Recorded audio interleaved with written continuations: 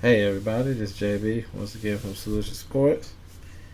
We're back here on Wednesday, June 28th, and we're gonna go over the matchups today. We're gonna do the evening matchups. Had took the last couple of days off, but we're gonna be ramping everything up. You know what I'm saying? We're gonna try to start getting everything as much day as we can, but continue to tap in. When I can, I'm gonna continue to bring my analysis and in-depth reviews of the game. So we're gonna get right into it. Again, I'm on the DraftKings platform, on the MLB platform, and today we got 1, 2, 3, 4, 5, 6, and then we got 7, 8, 9, 10, 11, 12. Man, 13 games. Mind you, last game started at 9:40, so there'll probably be some turbo events around 8 o'clock, and then probably they may have a 2 or 3 game lineup for the night game. So a lot of different ways to tackle the slate. If you don't want to do the all slate with so many games, you might want to do turbo, or you might want to do the late. So if we go into the lobby here and we look at what DraftKings is offering, there we go. We'll let it load up here. Now they do have a couple early games, but we're not going to go into that. I think the Braves got an early game. So if you go into MLB right here, because you guys, most of you veterans know how this works. So again, they got 13 games at 7 o'clock. They do have a showdown with Minnesota and Atlanta. If you want to just do that game, you saw a great offensive turnout, a lot of power by the Braves bats yesterday. Let's see what they come back with today. Every day they're accomplishing new heights. I mean, the lineup is looking solid. We know Minnesota's been kind of up and down all year, but if you want to start your day off early, I'm starting this about 10:44 Eastern Standard Time this morning. You got maybe a little under, a couple hours to get your lineup, but ready for that. But I won't really go into that analysis. Showdown, I have done showdown analysis before. They're a little bit different. A tackle, different analysis, a different way you want to go about doing showdown. But I will start doing some showdown matchups, eventually, and start breaking that down. Then they do have a turbo contest here, 4 games at 8:05 you can just choose from, and then they do have 3 games you can choose from in the night contest, starting at 9:38. And I think Washington and Seattle is a showdown, and they have some tiers contests. All right, so a lot of different ways you can get involved to try to give you your best opportunity to play the field.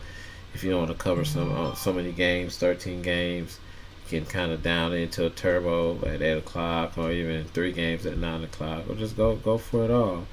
So we got the main big slate. They're giving away 50,000 in the first place, 250,000 total prizes, 19,600 entries.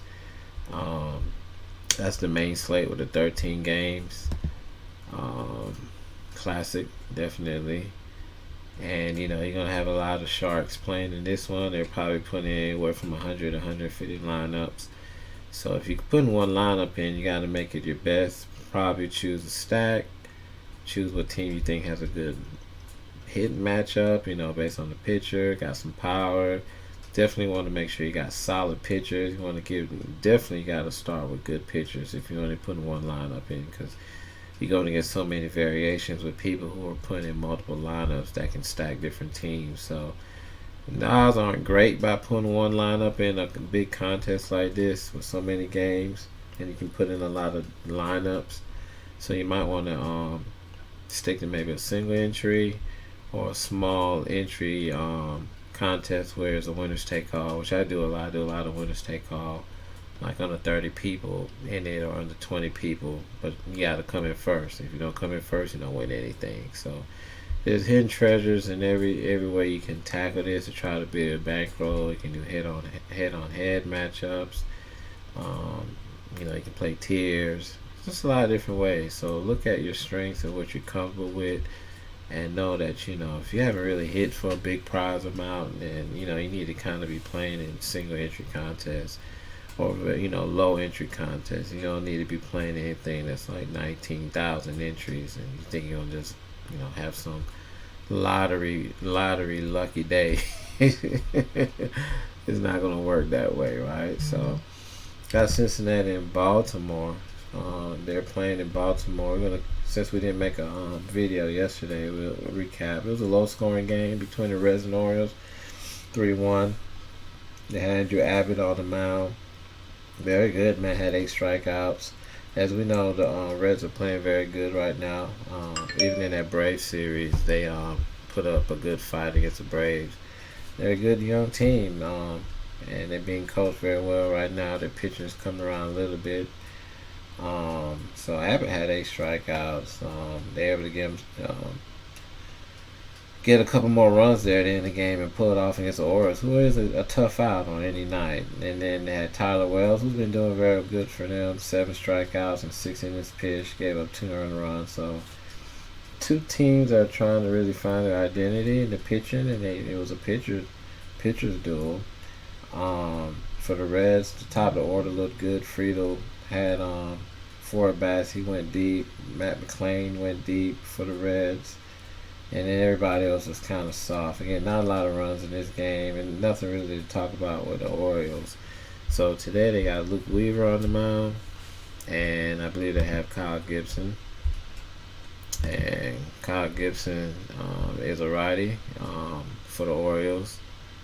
And his last outing, I remember, it wasn't very good against Seattle. He only lasted 3 innings, gave up 7 hits. Not normally his, pedigree for a veteran as him. He does get a young team. His maturity could probably maybe shine. We'll get into that. That's for splits. He hasn't faced Cincinnati all year, so that could be a good thing, could be a bad thing.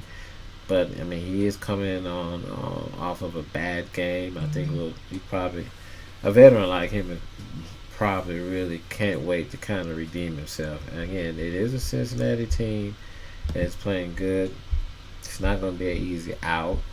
All right, they're leading their division right now, slightly by half a game on top of Milwaukee. But they've sneaked their way into there. They're in the last 10. They're 7-3, and no one really expected Cincinnati to be at the top of the NL Central, right? But this NL Central is all over the place. Pittsburgh was out front. Now they're 5 games back. St. Louis, they're 6-4 in their last 10, so they're playing above 500. It's going to be a close division. It always has been. It's very mediocre because there's not really any real power pitching in the NL Central to speak of. Cincinnati is definitely a team to look out in the future. They got a bright future. All right, if you go over the covers, you got Luke Weaver. There's a righty. Both pitchers are righty. So when you think about the Orioles, they got some good switch hitters with Santander, Rushman. They got some good left-hand bats in that lineup that can give Weaver some issues. They're minus 175 on the money line, 69% consensus, 31% for the Reds. So the consensus by the fans is going for Orioles and hopefully a bounce-back game for them at home. It's a high over-under. Kyle didn't have a great game. Luke Weaver has been kind of mediocre this year. We go back to Weaver's stats, and let's look at what he has been up to, if you're curious. And high ERA. This guy's been terrible. He hasn't picked up a win. According to even scrolling down, 1, 2, 3, hasn't picked up a win. I don't want to look at it anymore in the last 5 games. 10 hits against Houston. He's given up a homer in the last 2 games. He haven't even got past 5 innings in the last 4 games. Kind of tough teams. Atlanta's tough, as we know. Houston, they're defending world champs. We got Kansas City. We got the Dodgers. So he has a little tough stretch. Could it be a bounce back game for him? His record doesn't show anything promising. His ERA is high. He has his win-loss record is bad. He is on a young team that's finding themselves. Overall, nothing really good to show for. Do you really expect him to get 5 innings against Baltimore after losing yesterday? And then again, Baltimore, if you look at their standings, they got work to do. They're playing 500 in their last 10. They're 4 games behind Tampa. They got a lot to play for. And I don't think they want to lose again today. That's why they're favored. I kind of do favor that. If you're going to go with any pitchers, I'll go with a more veteran. If you want to take, 7,900 is kind of borderline for Gibson. Um, he has a winning record at 8-5, and that's due to Baltimore being able to put runs up and give him run support. He has some good games. Detroit 35. That was back on the 22nd of April, a while back. Got some 20 spots in here. Again, could this be a bounce back game? Sure. Yeah, you can definitely take a risk on him at 8,000. Again, it's kind of early in the day, but this guy De La Cruz, rookie, and his salary's at 5,500. Man, I mean, he's kind of cooled off the last 3 games. Baltimore doesn't look like a place he likes. Hasn't had any hits in his last 3 games. Can he get out of slump today? Definitely roster him, man. I mean, this guy's too talented to go three games without a hit. The law of averages, which is what baseball is based on, will say that he's going to come out of that slump. And again, Gibson's not a overpowering pitcher, no one that anyone fears, right? So again, low scoring game yesterday, 3-1. This could definitely be with 2 pitchers that aren't really good. This could definitely be a high. Somebody might put up a 4 spot in the first inning for all I know. Who it's going to be? You flip a coin. So I would stay away from both pitchers. If you want to take one, you take the veteran with Gibson. You can maybe move the ball around the plate on the young guys, but these guys are seeing the ball good right now. Definitely like De La Cruz. I'm a big fan of India. I really like India a lot. He got 10 home runs on it. Nothing really impressive in the last like 4 games to talk about, but this is a guy on the right day, man. I mean, he can get you 15 to 20 fantasy points, and Gibson has not been looking good. So again, Cincinnati, they did pull off a win yesterday. They're leading their division. I think they got some euphemism in that clubhouse.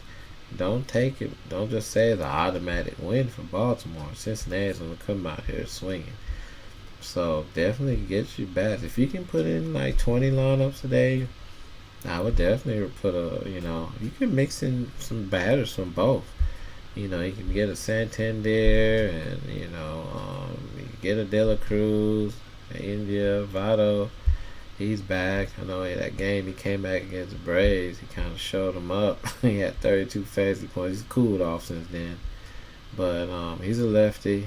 He may give Gibson, who's a righty, a little issue. He's a veteran. He knows how to make things count, for his team. His team is shaping up very well. I'm impressed by what I'm seeing by them. I'm going to spend a little bit of time on this game, but I do like the offensive output and projection for this game. So definitely get some bats. You might get lucky with Gibson, but with so many games, you don't really have to roll a dice on him. Get some bats out of this game, and maybe mix it in with some 8 o'clock or maybe some 9 o'clock. And maybe get like 4 bats out of this game, and then get about 3 bats out of the 8.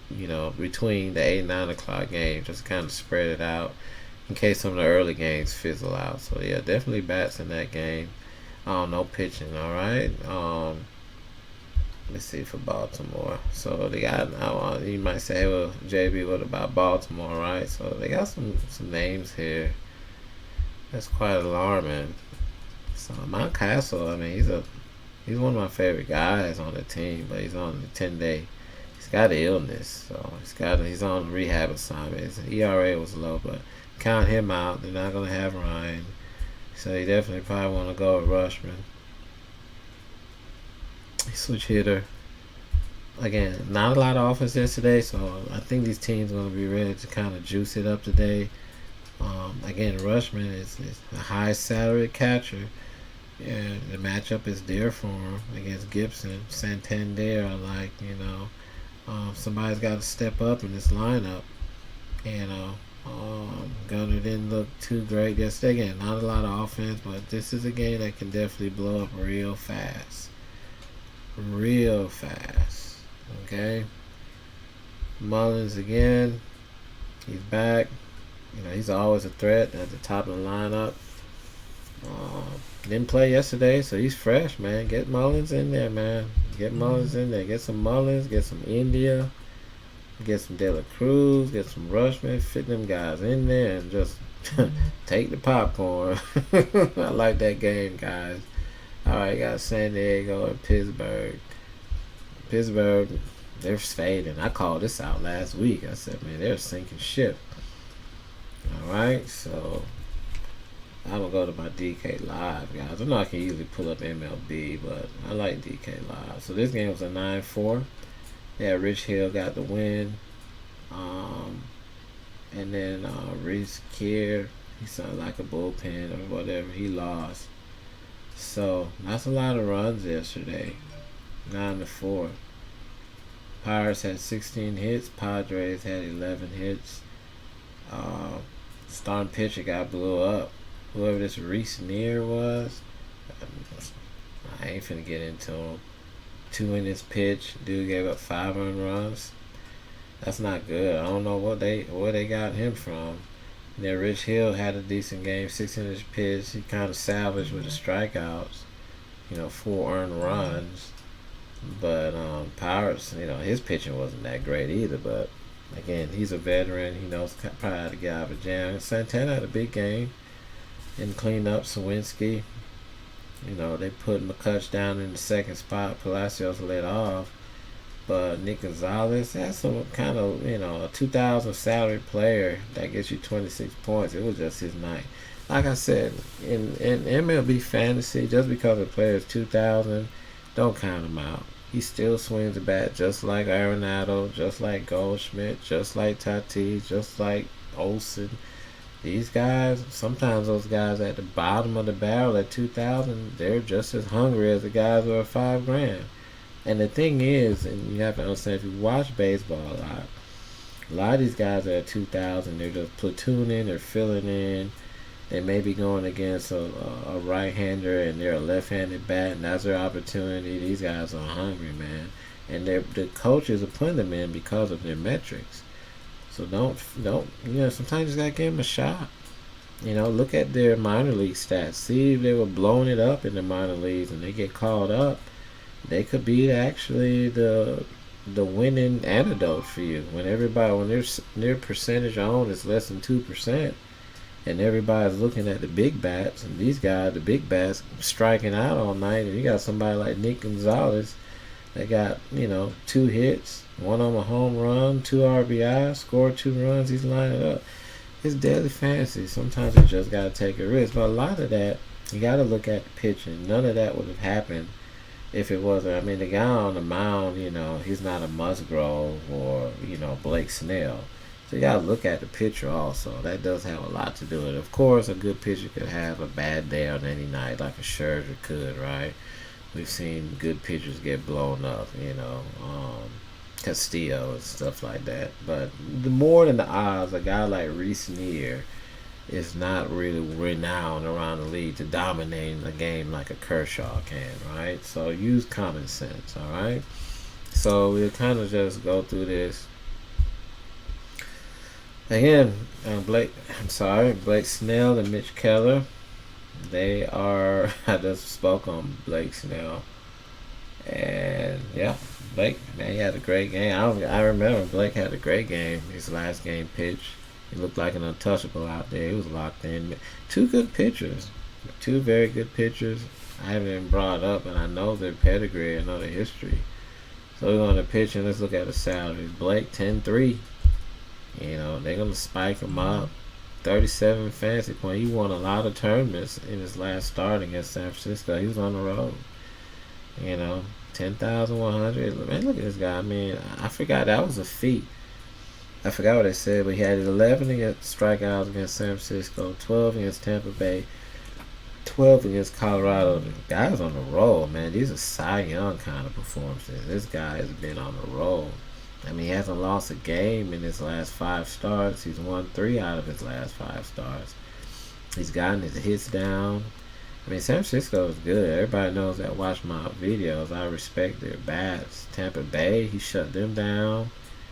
Colorado, in Colorado, he shut them down. Chicago, who's been playing good, he's locked in now, man. So is this a trap game? They are in need of a win, and he has been their comeback kid for them here lately. When they need a win, he's been the one to kind of get them back going in the right direction. I think he's trying to get his record above 500, guys. He's 4-6. He's got his ERA down. He's got over 100 strikeouts. Pittsburgh is a young team. I think he's gonna, I'm not gonna say he's gonna come out with another 30-point performance, because based on the eye test, Pittsburgh was looking very good yesterday. So, I think Pittsburgh is seen to play very well. It could be a trap game, but at the end of the day, Blake has been pitching very well. I kind of trust Blake's abilities over Pittsburgh seeming very good at the plate. So he is a lefty. That will kind of throw a little loop. That will kind of weaken Pittsburgh lineup. Sawinski probably definitely gets weakened there. This is a great matchup for Snell. And Reynolds is out. Sawinski bats from the left. McCutchen doesn't have as much power as he used to. Santana's not as powerful from the right. And this guy's throwing good stuff. So I'm liking Snell. Of course, you're going to have to pay a lot for him. What my expectations are, I'm predicting him to get about maybe anywhere from 18 to 24 fantasy points in this game. Now, Pittsburgh is a pitcher's park. Alright, so we look at the weather. The wind is blowing out straight center field to kind of right center, anywhere from 8 to 10 miles. No chance of rain. Roll with Snell. This is definitely a winnable game. He'll be kind of superhuman if he's able to come out and get you another 30 points. I'm not saying he can't do it, but man, if he comes out with a fourth game with double strikeouts, this guy, man, he's pitching lights out. Do you want to be on that end of it? Go right ahead and roll the dice, man. Definitely. So, San Diego in the standings right now, again, they're hunting, man. They're still far. Them starting so bad at the beginning of the year is going to come back to haunt them. I would put my money on San Diego. I can't see them losing 4 games in a row. They're 4-6 in their last 10. They're looking bad right now. Their road record are 17-20. They got to beat the drum in SD. Everybody knows how I feel about them. This is a must game for them. Does that mean it's a must win? No, but it's a must. They got a pitcher on the mound that can get it going for them. Alright, if you look on other end, Keller, I don't believe he had a very good start. Not his last start, but I remember the Milwaukee start. His last start, he didn't win. It was a no decision. He gave up 5 hits in 7 innings, but he got you 5 Ks, 20 points. We'll take that. His salary is high though. He's been the bell cow for this rotation. Let's look at the over/under. So we got 2 good pitchers. They're saying the 8 over/under. So Mitch has shown some chinks in his armor. He is a righty, so he's got to go up against Tatis and a left-handed Soto at the top of that order, and they're going to try to jump on him quick. They're going to test him early. They're going to be aggressive at the plate. I can tell you that right now. They're going to test him. I've seen Mitch struggle. Miami was a team that he should have rebounded from the Milwaukee game, because in the Milwaukee game, he just gave up, 4 runs in 5 innings. It wasn't looking good, but he has good strikeout ability. And San Diego has a look mediocre. That's why their record is under 500. So they haven't been playing very good collectively or consistently as a team when it comes to winning. So again, I do like both pitchers. They both have good stuff. I don't recommend spending up for a whole lot of bats in this game. There's just too many games out here to gamble. I will say a guy that's almost playable is this Tatis. This guy, he can look very bad at times, but I don't care who's up there on the mound. Once he gets on base, the guy he just starts carnage, man. So, he's 6,400. He only went down $100. And he hasn't had a really big explosion lately. So, I would never say not to ever play Tatis Jr. Never. I'll never. If you ask me to play this guy, whoever's, I don't care if Kershaw's on the mound. He has a green light to do whatever he wants to do on the base, on the pass. So .881 OPS.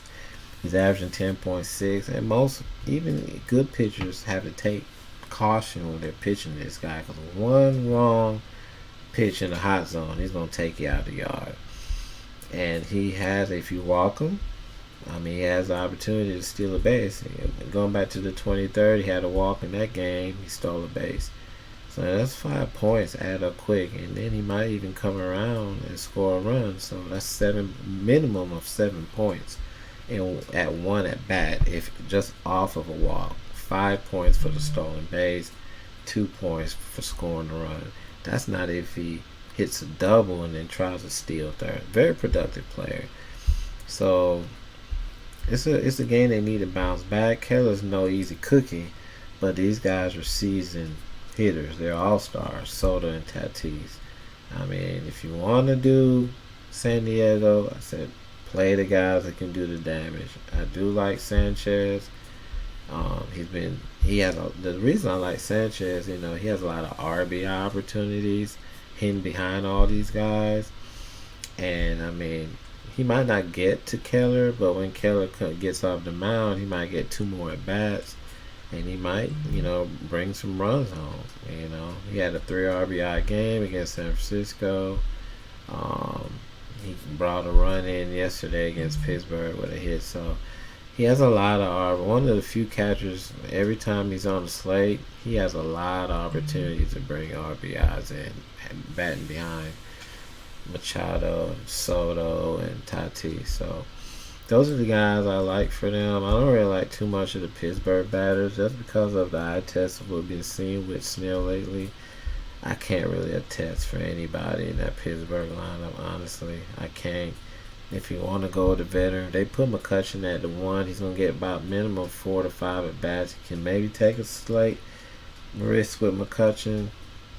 That's about it. I don't like anybody else, and that just shows how great of a play Snell is. Alright, let's move on to San Francisco and Toronto. Try to move through these next ones a couple quick. They blanket them. Alex Wood got the win. He went to 3-2. Surprisingly, Gosman didn't win, and Gosman has been their cowbell. And that's the thing about Toronto. It's so frustrating when they have Gosman on the mound, and he's such a talented pitcher. Gosman comes around once every 4 to 5 games. Why don't they have their bats ready to get this guy some run support? Gosman is one of my favorite pitchers, and I mean, he goes against tough matchups. I mean, he holds this rotation down. And did anybody hear about Alex Manoah getting blowed up in the minors? I mean, he's their one shining star in this lineup. And you mean to tell me these boys got blanketed? They couldn't even get a run against Ryan Walker, Alex Wood, Tyler Rogers. And they had 8 hits in the game. Why can't Toronto bring runs in? I'm telling you, they got to start looking at the management. This is unacceptable, man. And we just look at the pitchers, man. I mean, they got Webb, Logan Webb. He ain't no slouch either. And here we go. Looks like they got Trevor Richards. He's been around, veteran. He's at 5,500, so salary does mean a lot in DraftKings. And this guy looks like, the pitching is just bad. I mean, he's like a bullpen guy. He hasn't pitched more than probably 3 innings in any of his games. He's given up 2 home runs in just 3 innings against Texas, who was a good team. He had one good shining look at Minnesota, but man, nothing impressive here. And he's a righty. Going against these lefties with San Francisco, I can already tell you. I haven't even looked at covers yet. The covers got minus 120 for Toronto. They don't even have the probable pitcher listed on here. It's 8.5 over under, and that's probably scaling for Logan Webb. Honestly, I like Webb. I mean, you can't fear anything about Toronto. Yeah, they got Guerrero Jr. in there, but right now, man, he ain't scaring nobody at the mound. Like, he gets a home run. It's almost like a home run derby home run. Like, it's not improving the team. The team can't collectively generate runs. Toronto's just, I mean, I try to root for you Canadians, man, but listen, man, this team they got to do something on this team. It's too much talent. Too much talent on this team. Bo Bichette, 3 hits, 11 fantasy points. Guerrero, nothing. Chapman, 1 hit. Varsho, 1 hit. No RBIs. They ought to sit some people down or something, man. I mean, it's frustrating, man. I don't know. Maybe they need to trade Chapman or trade Springer or something. Put Bichette in the number 1 spot or something. And I mean, maybe Springer is not the leadoff guy anymore. I know I'm kind of just throwing darts here, but this is horrible for you guys. You know, I like Logan Webb. Now, I will say this. Let's look at Logan. Let's make sure he got any splits. He hasn't faced them all year. Let's look at his splits on the road. Away games, 1.16 whip, 252 batting average. The ERA is a little bit higher away.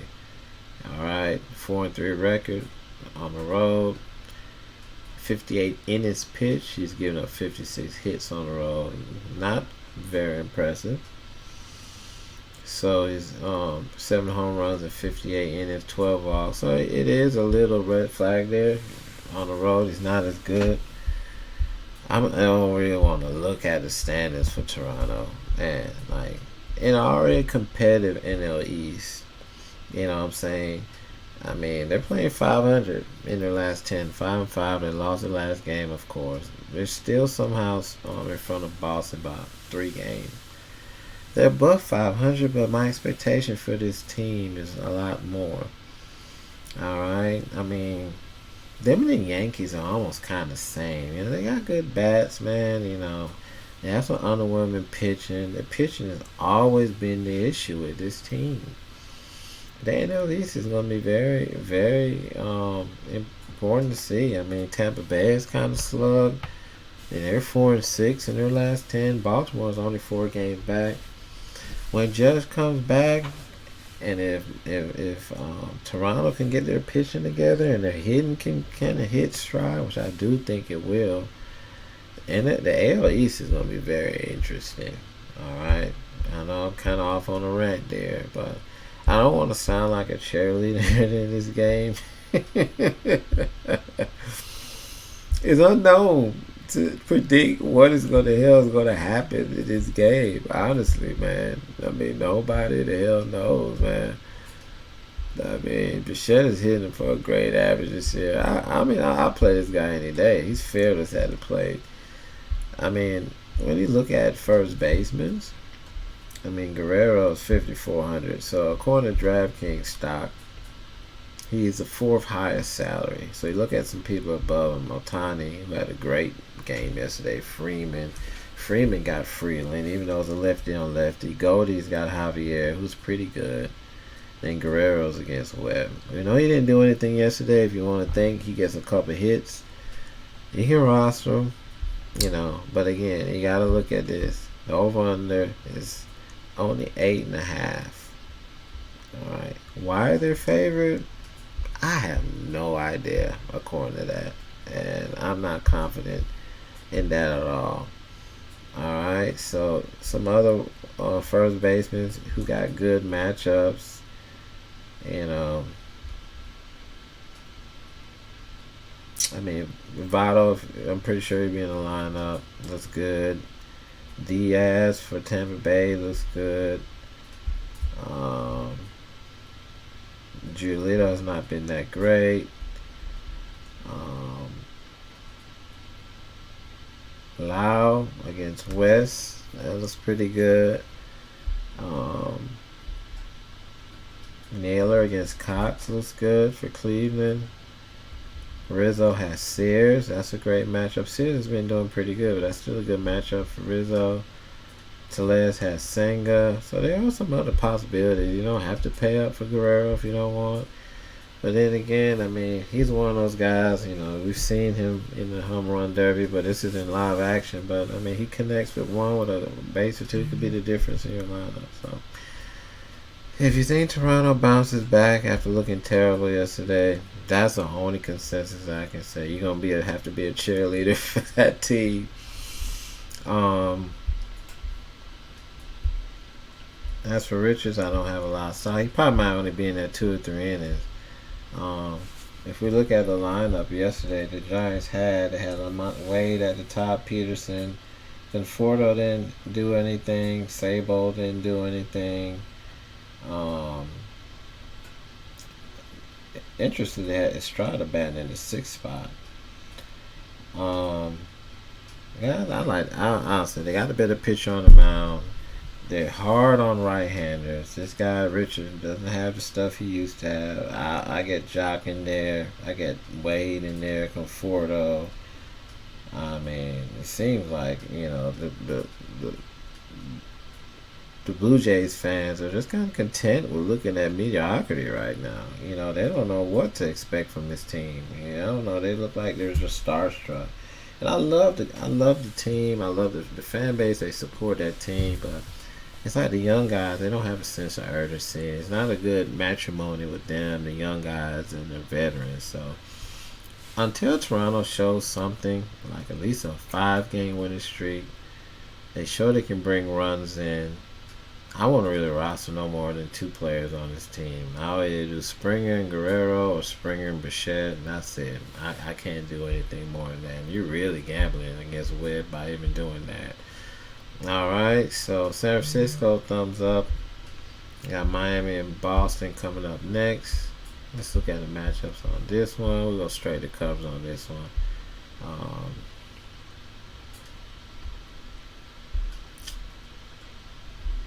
There's always a little something trying to sift out this team. So they got up here.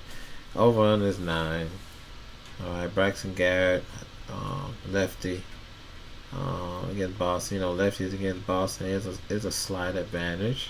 That's if the pitcher can locate his pitches, right? Has to be determined for Boston. That's never a good thing. You don't know who's on the mound, but again, bullpen day for Boston. They got Khalib Ort. According to DraftKings, and anybody can see this, but I'll read it. As Cortor reporters, after Tuesday loss to the Marlins, that Ort would likely be the opener for the Wednesday's game versus Miami. Marlins beat their ass the other day, 19 hits. So Alex Cora got some managing to do. And Miami, again, you got these young teams, these young players like Miami and Cincinnati, Pittsburgh on certain days. They can just pop up on you and look really good. Even Oakland sometimes. They can come out and embarrass certain pitchers and bullpens. So this guy's a bare minimum, 4,000, 5.79 ERA. Doesn't have a lot of experience. Okay? He's just in there as a fill-in to try to get them through a few innings before they can get the next man out of the bullpen. Nothing impressive here. So Arares, again, this guy's been awesome. He's one of my favorite players right now. He got 5 at-bats, 2 hits. Brought around. He's doing everything at the top of that order. Solaire's carrying the power behind him. Chisholm, they moved him down to the 4th spot. He's not leading off right now. You got pretty much like 2 leadoff batters right there in that top 4 spot. I like the Marlins again. I do. I'll take a Marlins stack. That stack was a 1, 3, 4, 5, 6, 9. 1, 3, 4, 5, 6. Actually, 1, 3, 4, 5, 6. Pretty standard. Leadoff hitter, middle of the order. You can run that back again. Or depending, because they may move it around. So, order's a righty. And they got some good lefties here. Chisholm is a great lefty. Araras is a great lefty.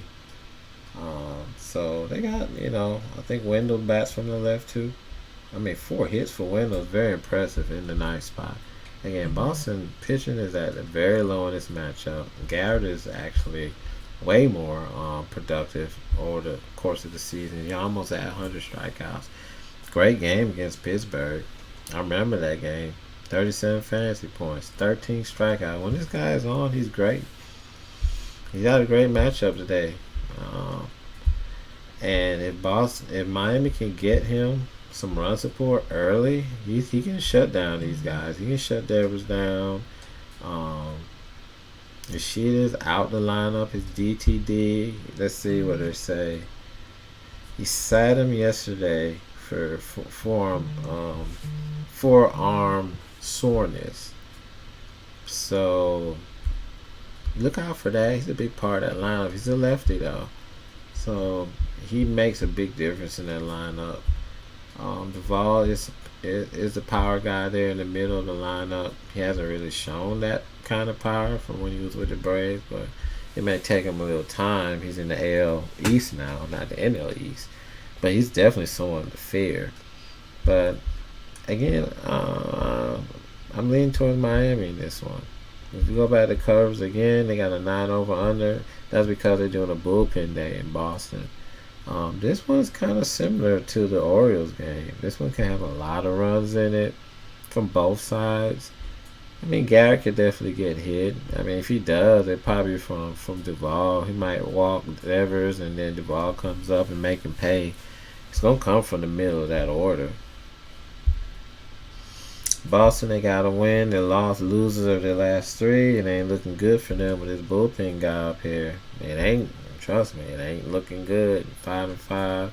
You talking about gambling with a team that's at the bottom of the AL East. The only thing they got going for them, they're playing 500. But that division is so competitive. It's not good. Can you believe this? Everyone in the AL East is on a loss. Tampa have lost their last game. Baltimore lost. Yankees lost. Toronto lost. Boston lost. So you know someone from the AL East is going to win today. Alright, so I like Miami, man. I mean, why not? You know, according to this, they're minus 110. They're about a 50-50 split almost.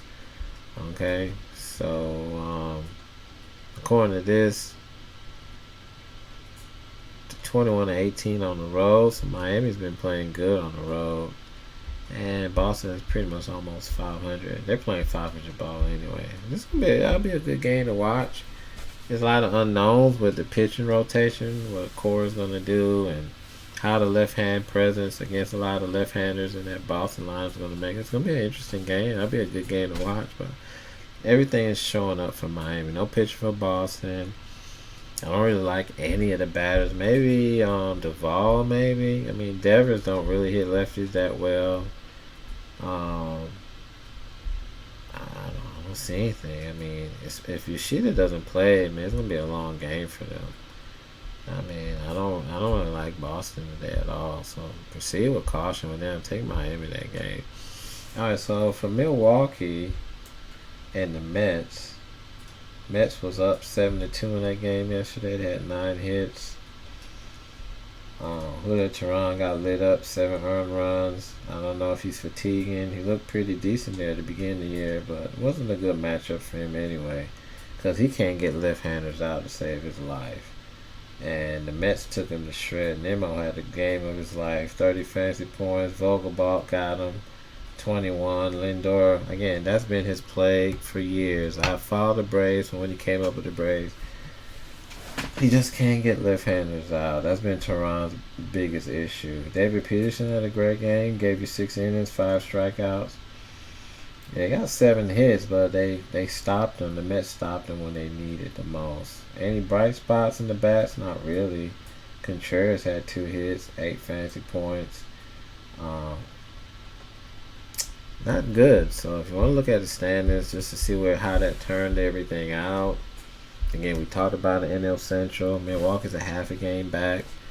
They're playing above 500, 6-4 in their last 10. Tight division. They're fighting, man. I mean, the Mets have been very, very underachieving.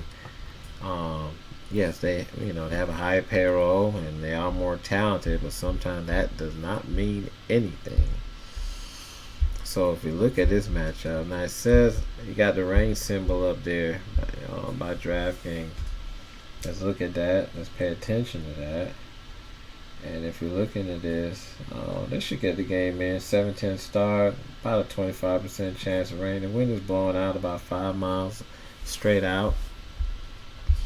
2 pitchers here, Senga, very high salary, 10,000 again. You say, okay, first thing you see is 2 games on the 20, then one at 28, then one at 0.6, then one at 37. So, I mean, he has good stuff, but he's been inconsistent. Where the issue is, he's been walking people, and he's been giving up a lot of runs. So, haven't been, no wins in his last 2 games. He's hovering around 600. I think it's tainted, honestly. I mean, Milwaukee can put up runs. They don't have a lot of household names in that lineup, but trust me. I mean, Yelich can do damage. Adames can do damage. Tellez can do damage. And they need to win. Just like the Mets win. This is another good game, like the Boston game, to really tune into. I think we all, if you're a Milwaukee fan, you've been really rooting for Tellez to get out of his slump. I mean, when he was with the Blue Jays, I mean, he used to put some power. He used to hit that ball, man, but no hits again in his last game. When is it going to happen? He's been costing a lot of people a lot of money. I watch him every time, and I mean, he got 12 home runs, but, I mean, I think the problem with Milwaukee, I think they're using Yelich the wrong way.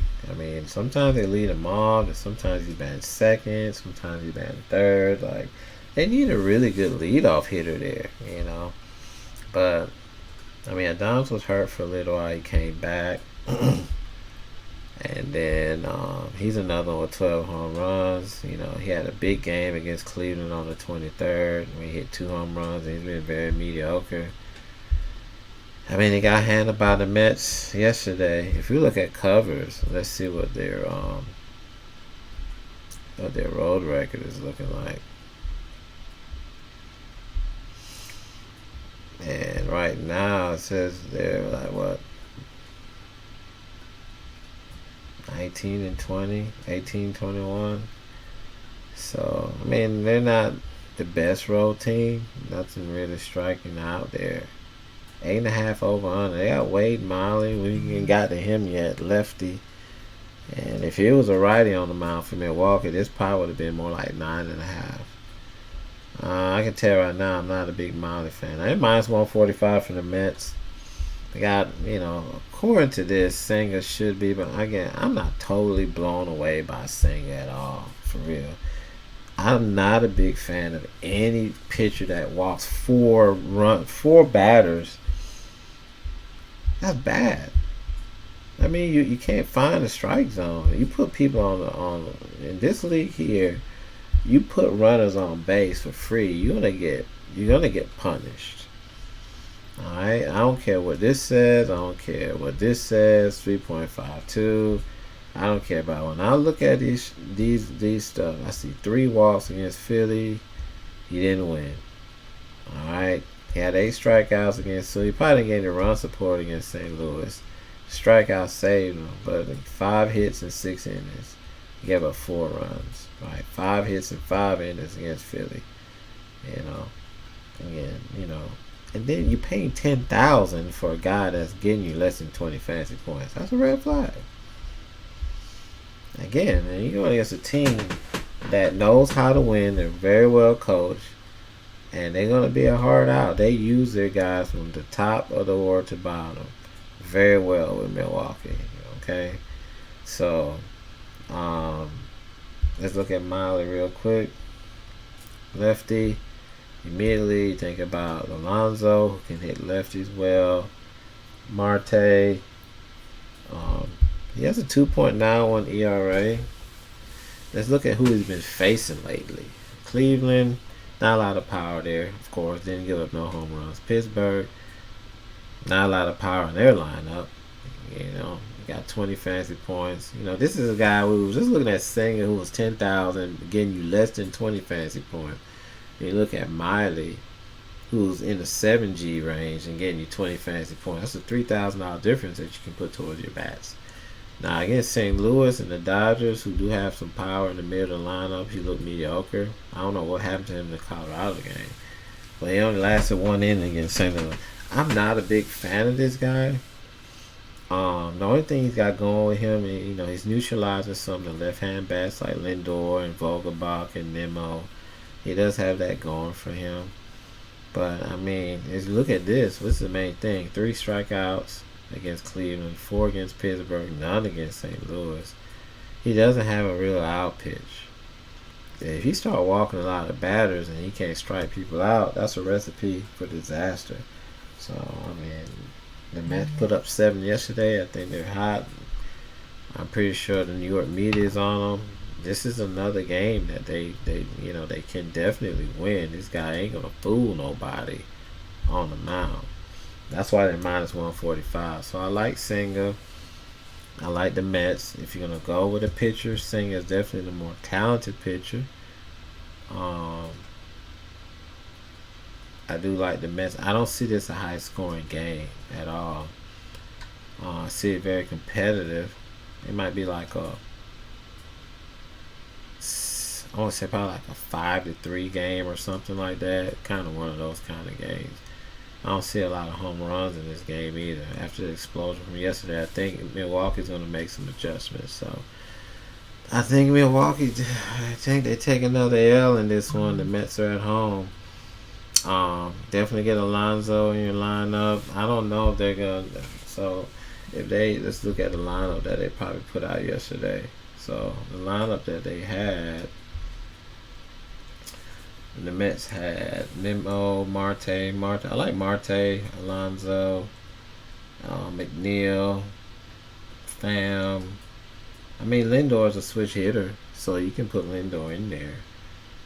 I mean, I do honestly feel like a Mets stack is valid. I think most of the runs are going to come from the Mets in this game. Like I said, it could be like a 6-2, kind of something similar to yesterday. I mean, it could go over. It could be like a 6-3 game. It could be a 5-4 game. I think Milwaukee's going to compete, but I think Singer I think he's going to figure him out, man. So. And they're at home. Mets need to keep winning. If they want to keep trying. If they want to get up, they ain't catching the Braves. I can tell you that. But if they want to get some kind of a wild card or something, they got to start making it happen now. They got to secure their wins at home, especially when they got Singer on the mound and like Scherzer on the mound and Verlander. They got to win these games with their aces. All right, so we're going over to Javier and Mikolas. I think that's gonna be the next one. Cringes me to say Mikolas. So you know about that guy with the big socks around his calves.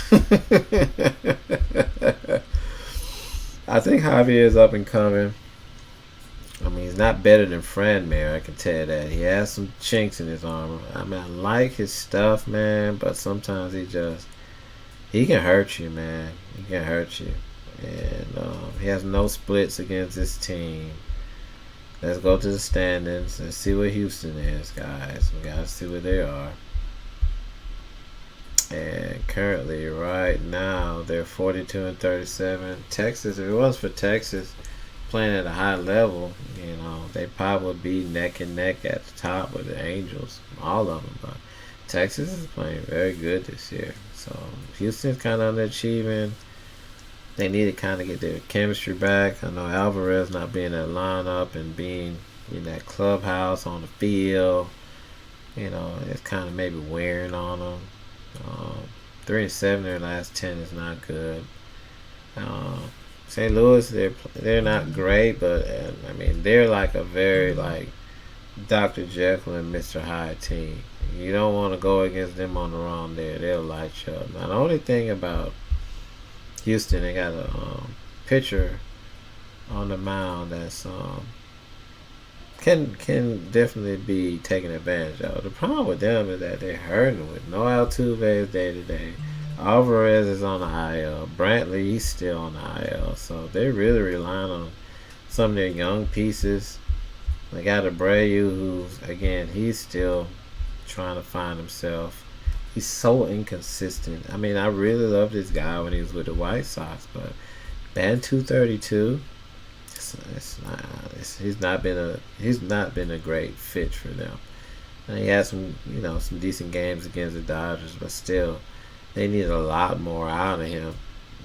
He can't like you know, if you look, he has a 0.93, then he had 2 zeros, right? So yeah, he had some good games, but then he can hurt you. His salary shows you how impressive he is. 3,200. Most first basemen, they're at least over $4,000 if they're doing well. Um, his 36 RBIs is very bad. He bats like anywhere from 4, 5, 6 in that lineup. He should have a lot more RBIs. He has to be the one to pick the team up. Well, Alvarez out, and he ain't doing it. So they still got Tucker, man. Tucker's kind of one of the little bright spots in the lineup. He got 10 home runs, batting 273. He hasn't had any home runs in his last 3 games. He's a great player today, but his salary is always high. Bregman, you got to go with the main guys that can do the damage, who got high ceilings. He's hit safely in his last 3 games. If you're going to play Houston against Mikolas, you got to go 1, 2, 3. You got to play the top of that lineup. I don't know who he's going to start. You always got to look at Jokes. Jokes is kind of coming into his own a little bit. He's hit safely in the last 3 games. He does kind of steal bases every once in a while. Dusty will let him take off. But, those are 4 guys. If you're going to play Mikolas, again, Mikolas is not dominating anybody.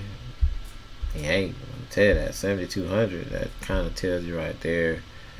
1.36 where he got lit up against the Mets. I remember that game. 1.5 against Cincinnati. He ain't fooling nobody. He'll have a good bright spot every once in a while, but trust me, he's a fool's gold pitcher.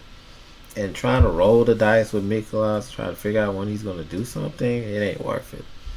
I'd rather take the bats against him. So get Tucker in there, get Breggy, get the leadoff man. I don't know if it's going to be DeBond. You can maybe even play Pena if you want.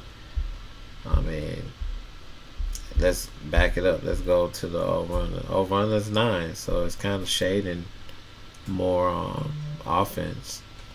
They got a -110 for Mikolas and 10. That's fool's gold. Javier, I ain't scared of Cardinals.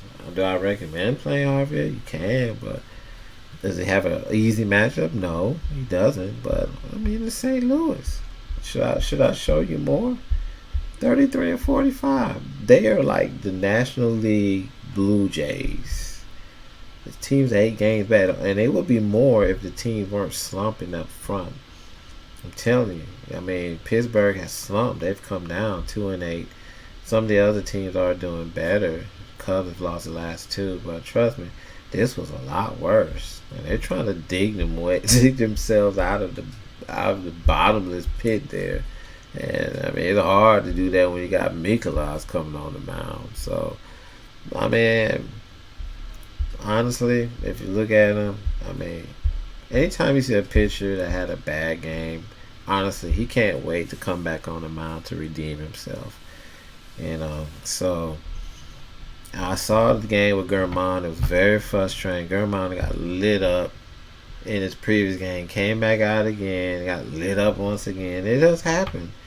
The players might be playing with a blister. He might be fucked up in the head, or he just can't locate. Or maybe he doesn't want to fucking pitch for the Yankees no more. I don't know. But I do have more trust in Javier. I don't think he's going to come out and get lit up like that. He had a 22, a 33, a 23, a 25, right? 22 against Seattle, 33 against Anaheim, 23 against the Cubs, 22. So it's fantasy. Anything can happen. But I don't think he's going to come out and give you a -6. Now, it's in away games. He's a 1.02 whip, .197 batting average. ERA kind of inflated, 3.51. He's 3-0 on the road. He has some success. His record is 7-1. And he's 7-1 because he's a dumpy pitcher, right? So, St. Louis, again, you saw Javier has some chinks in his armor. Edman is a switch hitter, but he tends to bat at the bottom of the order. again, these are all names. Like St. Louis looks like a talented team on paper, but trust me, when they get on the field and they get in that batter's box, it's like, what can I say? I mean, it's like, every man for himself. I mean, it's like they're trying to do personal stats. Men get on base, they're hitting double plays.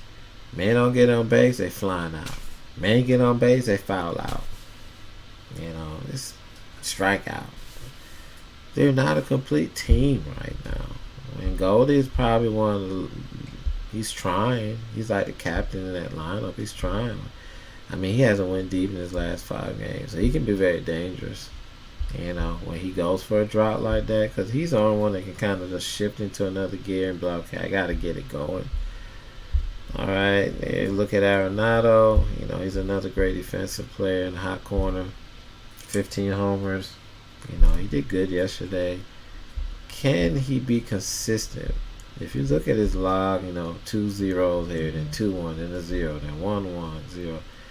And his salary is high. I mean, 0, 3, 5, 2, 7. You playing 5,500 for that. Yeah, he had a 30 spot here, but look, after he went for 30, look at what he followed it up with. And that's why you got a team, why their record is the way it is. And these are why your lineups aren't looking good, because they are playing inconsistent. In fantasy, when a team identity is inconsistent fantasy, you want to stay away from that. And Houston is a high IQ team. This is a team that put together a championship last year. So that doesn't fare well for them. Alright, so if you go back and look at this, and the Cardinals won that game yesterday, Jordan Montgomery. Again, he's a lefty, so that most of the power comes from the lefties and the Astros.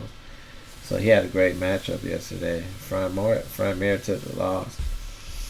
All right, so again, this game I do like. I do like the matchup with the bats have with Houston. They can have some unsung heroes. I definitely like a Houston stack. You can definitely roster some of the bigger names like Arenado and Goldie. You can maybe put Edman in there for his base running and ability to hit from both sides of the plate and take the leadoff hitter, where it might be Newbar or whatever. I mean, Gorman does hit lefties very well. So again, the over/under in this game is 9. All right, they're favoring the Cardinals at home. I think they see that Javier can maybe get hit. I like both sides of the bats in this game. If you ask me who the better pitcher was, I'll go Javier. I think he's gonna come back, and him, depending if he gets some run support, I would tell you, if he gets run support, he's a different pitcher on the mound. So Houston jump on Miles very quick, and he gets some like 3 or 4 run support. Yeah, he can shut them down, definitely. And St. Louis has been terrible at home. They're not a good team at home. Their pitchers have been terrible at home. 66% consensus for Houston, 34% for St. Louis. This is a game, if you're a betting man, I would put money on the underdog. I'll put money on Houston all day. Alright, so hopefully that helps you with that one. And we're going to Detroit and Texas. I don't like to really break down Detroit. I'm sorry, Tigers fans. You got 2 bad pitchers on the mind. You got Dave Dunn in here. I'm telling you, the thing about Dave Dunn, I don't know. He had a 6 strikeout game against Detroit. 2, 3, 3. He doesn't have an out pitch. When you can't get people out with strikeouts, that's not good fantasy. Alright, 2.76 ERA. He's not getting like an earned runs, but again, he's not really punching anybody out. It's pretty kind of damage control with him. 5 walks against Anaheim, 2 against the Yankees. He ain't been walking a lot here and there, but if you're gonna win in DraftKings, you need a pitcher that can get your strikeouts. You don't need anybody a whole bunch of ground balls. And I mean, it's one thing if you straight bet or something, you want your team to win, but when you're doing fantasy, you need production. He's not that. That's why he's 6,100. He is a right-hander for the Rangers. Detroit can be sneaky at times. One of my favorite players is McKinstry. I mean, he could definitely give him problems. Against Texas this year, 12 at bats, only 2 hits. Not a lot of nothing to speak of here. He hasn't didn't do anything his last 2 games. That's not like Zach. I think Zach would definitely bounce back, get him in your lineup. This is a pitcher you can definitely get a hit on. Baez could definitely do something. His average has been terrible. He's just getting paid good money, not, and he's so inconsistent. But again, if they're gonna get the lineup rolling, it's gonna start with him bringing some runners in. If McKinstry can get on, I mean, this team is deceiving. Let's see what cover says. I mean, it ain't gonna be a lot of people on Detroit. They're 22% consensus. They don't have a great pitcher on the mound with Wentz. Done in mind, and this minus 210 for Texas, that speaks more to their offense. I mean, he's gonna maybe neutralize some of the lefties, but I mean, everybody's gonna look good in that lineup for Texas, man. I mean, 9.5 over under. It's not good. This game might probably get 15 runs in this game. I'm gonna put it out there. I ain't gonna even front, man. Both of these pitchers ain't really talking about nothing, man. I mean, wins 5,800, 6.1 and 8 record. I mean, it's almost automatic to have a Texas stack in. I don't know what their lineup is going to be. They won 8-3 yesterday. They're going to just take advantage of Detroit. Texas is too good. I mean, for them to be leading that division, they're sad. I mean, 12 hits yesterday. Imagine how many hits they're going to have today. All right, they're probably just going to try to pad stats as much as they can. I mean, Corey can still hit left hit. Seager can go deep. Simeon can go deep. I mean, the top like 5 guys are dangerous. You can stick. You can get off of Jonah Heim if you want to maybe plug in a Duran or Tavares. I see Duran went deep yesterday. Garcia went. I mean, the right-handers are looking good, but don't they get Simeon, Seager in there, Garcia. Get a little bit at the bottom of the order. He's gonna probably try to smoke a ball, try to get one through Duran and Tavares. He's gonna get punished. I already know how these guys are. So, I mean, don't really like any of the pitchers. I mean, Detroit can get some hits in this game. Trust me, they're gonna try to rally and try to bounce back. They're gonna be fearless up there. You can get McKinstry, you can get Baez, you can get Torkelson. I mean, they have just as good of a chance to put some runs on the board like Texas, but at the end of the day, if it's going to be a shootout, we all know Texas is going to win. I'm going to say that confidently. All right, going to move on to the next game. Philly in Chicago. We got old Nola. I mean, it's safe to say he's probably the backbone of the rotation there. His ERA is not like him. I mean, this guy can look very good and he can look mediocre at times. Alright, so he's going against Chicago. He's almost about to hit over 100 strikeouts. He has 1 game against them in the splits, and he dominated them at home. He's on the road now. His away games have not been as good as on the road. 3-3 record, 1.13 whip, 5.17 ERA on the road. One thing that you know about Chicago, and if we look at the Phillies won, they only scored 1 run yesterday. Now, Nola's not an easy matchup. He ain't. I mean, he's got good spin rate. His breaking stuff can break. When he's on, he's like a Blake Snell. He's tough to hit. So, I mean, yesterday they had Ranger Suarez, and I don't know, he's like the second coming of Jesus Christ on the mound. I mean, the guys have really been able to cash in with this guy. A lot of people ain't been rostering him. A lot of Sharks are playing him, and they're reaping the rewards. 30 fantasy points. He had 8 strikeouts. He only gave up 1 earned run. I mean, Ranger's doing his thing right now. And he got run support. Marsh had a big game. Schwarber, decent. Harper didn't do nothing. I don't see Harper come back and just playing terrible. I mean, Harper, I don't know. It might be so. He coming off that injury. He doesn't look himself in the box. Something's going on with him. He doesn't have that power stroke. He's hit some ball hard. but he hasn't gotten the results that he's looking for. And I mean, DraftKings is not gonna let off his salary because they know he can easily give you a 30 spot.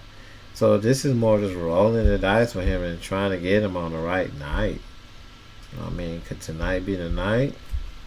He's going against a lefty, and we know he can handle lefties. I mean, if you've been playing Harper for the last 2 or 3 days and been disappointed, roll him out there again. Roll him out there. Roll him out there because when he goes off and he starts seeing the ball well, that's not going to be that bode well for people who don't got him on it right now. There's a lot of games. But I think he comes out of that shell tonight. Okay, 7-4 for Smiley. He's a veteran, 3.38. All right, hasn't really matched up against the Phillies this year. Again, 4 strikeouts in his last 4 games. You know, he's not running up his numbers on anybody here recently. He ain't fooling nobody. 9 hits against Pittsburgh. 7 in his previous games. I mean, the guy can definitely get taken advantage of. So don't like Smiley in this matchup. Someone like Cassiano, if he's in the lineup, he's always hits doubles very well. I mean, Schwarber leads off. If you look at Schwarber, they're good. Turner could. I mean, they're the Phillies, man. They're the Phillies. I mean, Castellanos, Bone. Turner, you can put in either Schwarber or Harper for the power, opposite field power. I mean, Philly stack don't look bad. And the Cubs, they didn't do nothing yesterday. And I don't. I know homeboy ain't the best on the road, but he ain't no slouch either. I think right now Nola is trying to play for something. I think he's trying to say he's 6-5. Didn't win his last game. Atlanta's a tough matchup, but he didn't do bad. I mean, he had 5 strikes, he had over 20 fantasy points. I mean, Arizona, he did well. I mean, I think he wants to kind of, he's going to get over that 100 strikeout mark. It's a good game for him to try to lower his ERA. All right. Chicago, again, they didn't look very good yesterday. This is a team, they're like the Pirates, man. All these AL East teams, they're just like a flip of the coin, man. NL Central, I'm sorry. So 37-40, 7-3 in their last 10. They've lost their last 2. We know they was lighting it up. I don't see this being a good spot for them to try to bounce back in any kind of way. But they got a tough matchup, man. I mean, Nola's who he is, man. So minus 125 on covers. 8 over under. Speaking of pitching, I tell you, most of those 8 runs that they're projecting is going in Philly side. I'm telling you, once Smiley's out of the game, they get to the bullpen of the Cubs, you can forget it. They're gonna find a way to put them guys away. Alright, I know Chicago don't want to lose. I know they want to win at home, but the Phillies got a lot of business. They got a lot of business going on there. So, and they got a decent road record. They playing around 500 right now in the standings. Philadelphia, they're 10.5. I mean, Atlanta is just, they're playing that. They're 9-1 in their last 10. This is not a anyone who is the Braves. You don't want to be in their division right now. That's what I'm saying. It's very impressive that Miami is only 6.5 games back. So you got to keep winning if you want to keep up. The Braves, I believe, are really going for 100 wins this year. That's what they are. They're putting aside personal accolades. Even though Acuna is looking at MVP form, they're playing as a team to get to that one. They want to be one of the best Braves teams that has played in this decade. They did good things, starting in 20, but I think this team, with Freeman being off the team, I think they want to keep showing people that they can win. All right, those guys, man, they got good chemistry right now. So, get back. Love Nola. If we let's look at how that is in Chicago. Let's look at a weather report, and They should get it in 20%. The wind is blowing in a little bit, about 6 miles an hour.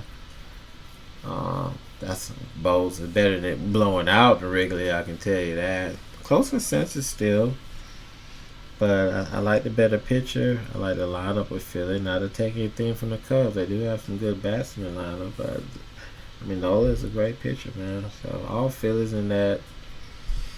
You can do a stack. I don't really care too much for the Cubs. Now I will say,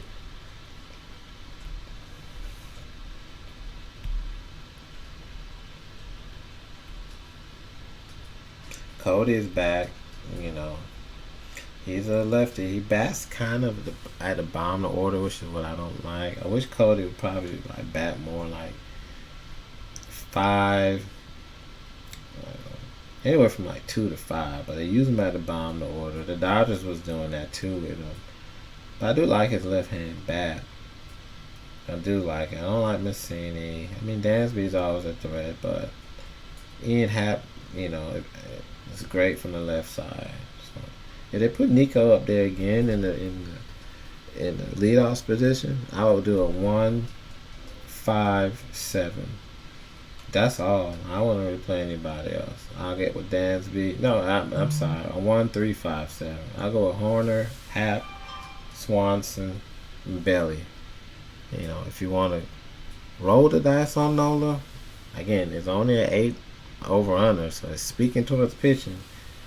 So they're going to be lowly on, but you might be able to get lucky with a couple of those guys. Might go deep on them, and the other guys might get a hit or two and run a couple runs in. So it's probable. I mean, Nola has shown that he can give up a run or two, even a long ball. You know what I'm saying? But he's pitching pretty tough this year. He's pitching recently, I would say. He's pitching good baseball. And time to prove his ERA is 4.38. That's what I'm saying. Before the Atlanta game, he gave a home run in each of his last 4 starts. He gave up a home run in Arizona, the Dodgers, even the Detroit, the Mets. He gave up 3 against Atlanta in Philly. So that's been kind of his identity. He hasn't been susceptible to giving up the long ball. But his strikeouts make up for a lot of his deficiencies, which is why he has a 10,000 tag. Alright, we got a few more to go. We got Cleveland. I may just make a consensus here. We got Cleveland, Kansas City. Kansas City, as we know, not a great team.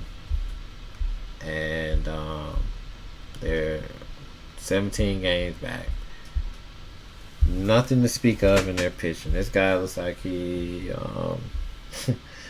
bullpen guy. He's a lefty. So when you think about Cleveland, they're not a big power team. They're more talented hitters with Quan.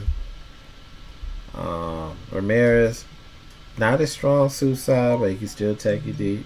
Gimenez is great. Naylor can go opposite field. Rosario, I mean, I've been waiting for this guy to really put some good games together. He's been so mediocre. I like his game, but his power has went down. This is so disappointing. 1 home run all year. 21 RBIs, banned in front of Ramirez and Naylor. That's a big issue with them. They're not getting that production out of him at all. I like Rosario, man. I remember when he was with the Mets. Gimenez is always dangerous. Again, his power numbers have been down this year. He's a lefty, but I don't know. Cleveland is another team like Toronto. I root for them, but they don't have enough around Ramirez in that lineup. I mean, when you really dissect them, you really see who they are for what they are. Like Quan is kind of a fool's gold leadoff man. He's good at not striking out. I mean, they need to move Gimenez up in the lineup for real. Josh Bell is too inconsistent. I know he's there for his defense and all that, but I really like this team. They've been through a lot, man, and I mean, they got some good players, man, but they're still trying to put it together. I mean, they're not definitely a team that I'm gonna really advise. Even though they got a good matchup in Kansas City, Let's see what they say. Minus 130 for Logan Allen. This is a lefty. Plus 110 for Kansas City. 72% for Cleveland. I mean, if you look at Logan Allen, you'll say they should have a great game. Alright? I mean, there are some good right-hand batters, talented right-hand batters. I mean, he hasn't looked great in his last 3 games. He's got a decent matchup. Let's look at the over-under. 9 and 9.5. I mean, if we get the Logan Allen against Baltimore, you got run support, 36 fantasy points. If we get the one against Miami, 27. He's a chameleon. He can be way up here, and then he can be way down here. I mean, San Diego took him to shred. Didn't do much against Houston. Oakland, he had 5 strikeouts, but he still gave up 2 earned runs. Kansas City, their bats, let's look at them. Everybody knows about Witt Jr. He's probably the lone star in that lineup, but him alone can't inflict damage unless he gets hits. And this team is tanking, man. I mean, Salvy looks breaking down. He's day to day. He had a eye procedure on Monday to help with his lingering. They ain't going nowhere. If Savvy was in the lineup, I'd have been like, okay, maybe it would have been a chance to look at his team. But Melendez's power has been down. He's too sporadic, Get Allen in your lineup. I mean, let Kansas City show you something. I mean, his salary is $8,000. That's not bad at all. I think most of the hits are gonna come from Think about Cleveland. When I've watched them and they're on all cylinders, they help each other out. They run the bases well. They kind of like Washington when they're on a roll. They don't have a lot of big names in their lineup outside of Ramirez, but they'll base hit you all night. Alright, so again, they're seeing runs in this game. I don't really know where the Royals are going to get their runs from. I'm sorry, Royals fans. I don't know where y'all going to get y'all runs from today with old Salvy the lineup. I mean, Boglewick can't get you 8 runs by himself. I mean, Olivares might do something, but this team got a ways to go, man. Yeah, you can roster Olivares. He might get lucky if someone's on base. Bobby Witt, of course, is the number 1 option. And that's about it. I mean, Prado, if he leaves off, he might get 5 at bats.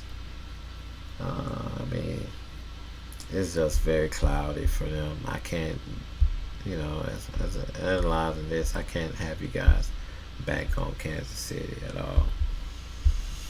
Alright, so we saw the Colorado and the Dodgers. The Dodgers shut them down yesterday, 5-0. Kershaw did his thing.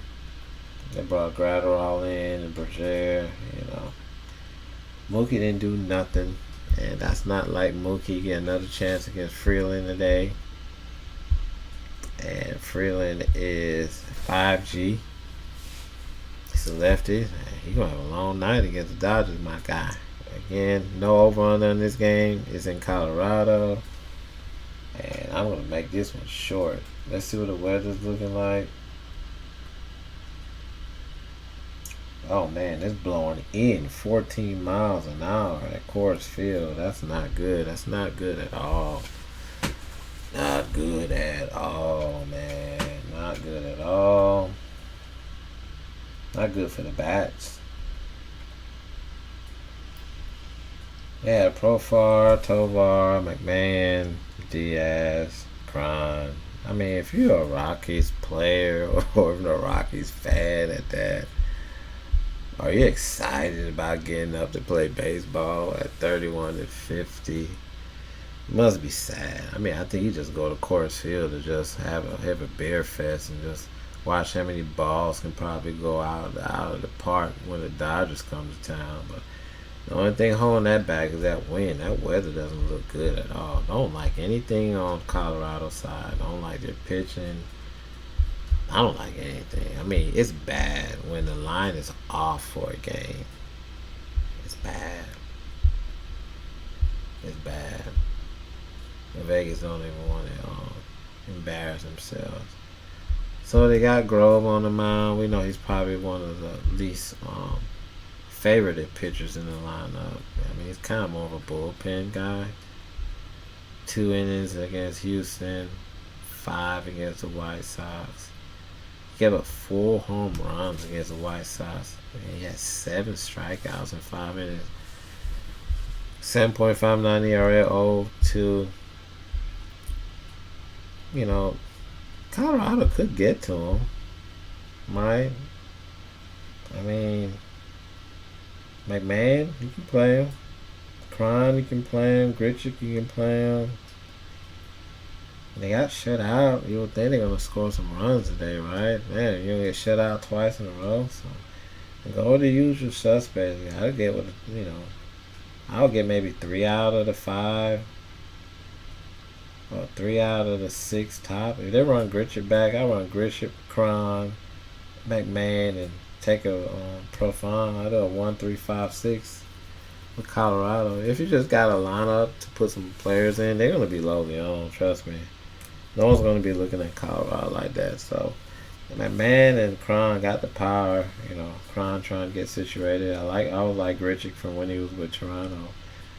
He can definitely go yard. So, this is a team, after getting shut out yesterday, no one's going to be looking at them. But, the Dodgers can definitely be taken advantage of with this guy Grove on the mound. They might get some runs on him early, could put you in a position to possibly take down a slate or a single entry or even a winner's take all, or double up or whatever, man. So percentages is everything. You got the White Sox and the Angels. You got Giolito and Berea. We'll go up to the matchup here. Giolito's been kind of mediocre. -125 for Angels. 8.5 over under. Giolito's a righty. Otani, bats left. And he had a hot game yesterday. But let's look at Anaheim. They're the favorite, right? So, of course, Trout is kind of up there. 17 home runs.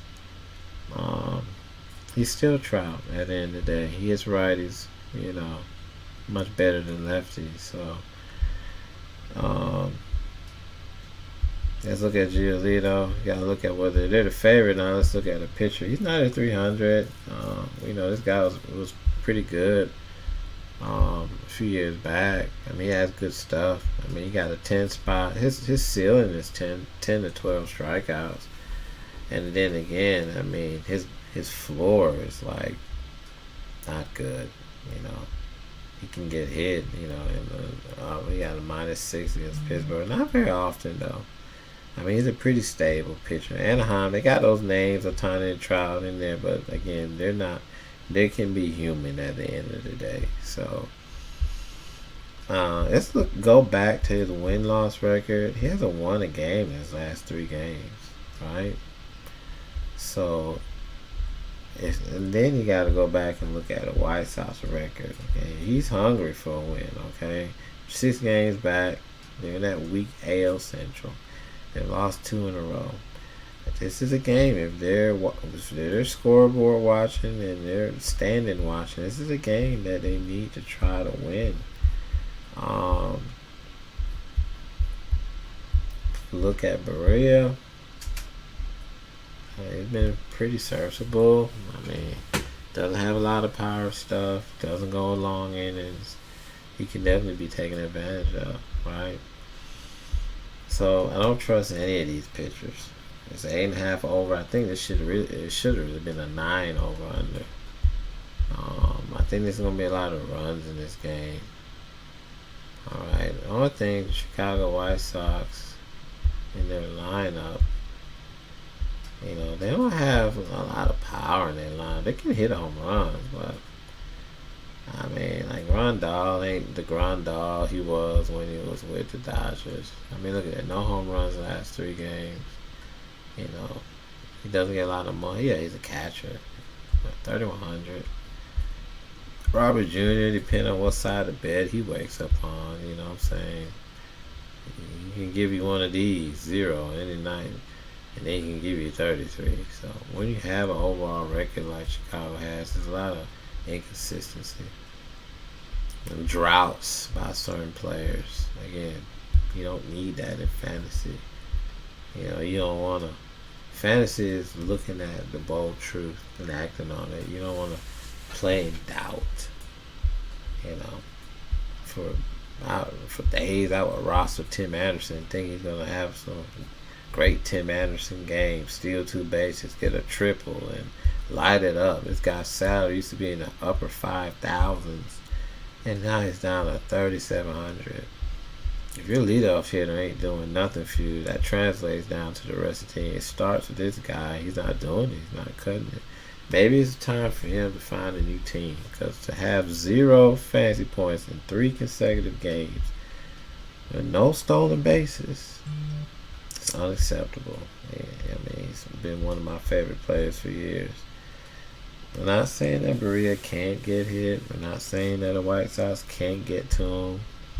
You got Moncada on the IL again. I mean, this is a poorly constructed team. I mean, it's nothing really. I don't even know what kind of expectation does a White Sox fan have. It's got to be pretty boring to be a White Sox fan. In a division where they could compete. I mean, they can easily, if they played hard and put shit together, they could definitely be, above 500. But a lot of people in that lineup, they're robbing them right now, man. They can't stay on the damn field. They got Benintendi from Boston. He's 2,900 on here. He won home run. There's no power. Not a lot of power in the lineup. Nothing exciting about this team. Let's look at one last thing. Let's look at Giolito's. He is a more talented pitcher, by the way. And if you want to look at his road record, it's not as good. 4.64 on the road. And that is a reason to not play him. There's a reason why a player, when he travels, doesn't do well. He just doesn't prepare the same. He's at 500. He had 99 strikeouts, but this is Anaheim. They can give you some problems at the plate. I ain't gonna in front, and they're playing for something. They're 5 games behind Texas. That's very impressive. And they went down there to Texas, and they went toe to toe with them. So I do like Anaheim. I do like the minus 150. I'm sorry, I do like the minus 125. I don't really like Berea, but I think they find a way to drag this game out some kind of way. I think they get the Giolito. I mean, you gotta call a spade for a spade. I mean, the White Sox again. It's another game to look at and watch if you have time. You've got League Pass. Try to tune in to Giolito, see if he has that magic or not. But I'm not saying that you can't roster him. He doesn't have the best matchup. But if you target in this game and you had to choose between either or, even though it's a plus 105, Giolito is a better pitcher. And Anaheim has a look like the Cardinals. They have looked like the Royals. They have looked like Toronto. They have looked ordinary. They can definitely be sat down. But the thing is, he doesn't have a great road record. 65% for Anaheim, 35% for the Sox. Anaheim has a better record. They have the more talented players. They have a higher level of expectation in this season. I'll put my money on that.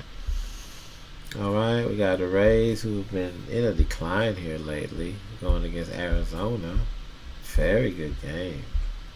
Arizona is holding on to that top spot, 6-4 in the last 10. Okay. And then we want to go and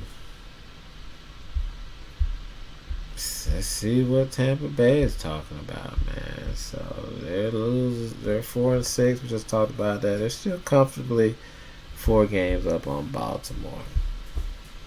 So this one has Zach Eflin, who is one of their better pitchers, minus 135. I mean, Zach Davies is probably a 3rd or 4th in the rotation. This is a high over under, even for Eflin on the mound. 9.5. Now Eflin has been showing some inconsistencies in his pitching here. Alright. I mean, 10,900. I've been following. San Diego got him at 15 fantasy points. Oakland, I remember that Oakland game. He struggled bad. I don't know. He gave up 4 runs against them guys on the road. Now he's on the road in Arizona. This is a hitter's part. Look at this. 1-3 on the road. Not good. He doesn't travel well, just like Giolito. You know, that takes a value off a guy that's 10-9. I do believe in how a pitcher travels. There's something about pitching on your own mound versus a home park mound. It's not the same. There's something about pitching in front of your fans and them cheering for you and rooting you on, and then the fans shooting for the batter in the batter's box, rooting him on. I mean, all these things are factors, and certain pitchers can tune that stuff out, and others can't. Arizona's a good team. He's a good team. Is there any splits? Let's look it up. None. He hasn't faced them all year. Great record, 93. The good thing about Eflin is that, you know, he can get strikeouts. He doesn't give up the long ball a lot. Here you go, 1, 2, 3. He went 5 games without giving up the long ball. But then he plays a mediocre team like Kansas City and gives up 2. Plays, you know, Milwaukee and gives up 2. Right? Walks, you know, 2 batters in his previous 3 games. So these are the issues where he has. You know, I remember the Oakland game when he walked a couple of batters and came back to haunt him. You know, so they knocked him out 4.2 innings. So he can get touched.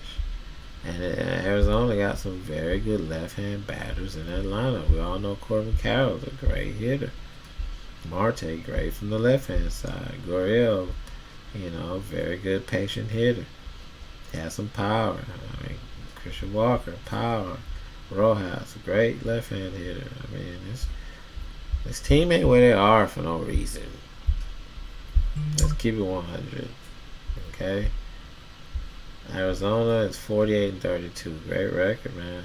You know, San Francisco right there behind them. The Dodgers, they're in front of the Dodgers.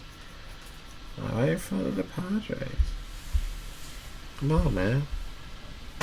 Alright, so they go with Tampa Bay. That's because of pitching. Zach Davies does give them a disadvantage because Tampa Bay bats are dangerous. And they can hurt. They can definitely hurt a mediocre pitcher. And they need to start winning some games. Because they're going to get ran down by the teams behind. Baltimore, the Yankees are going to figure things out here in a minute. So he hasn't won in his last 3 games, guys. You know. Now he doesn't have an out pitch. 2 strikeouts when you pitch 4 innings, it's bad. Can't even get 5 innings. It's not good.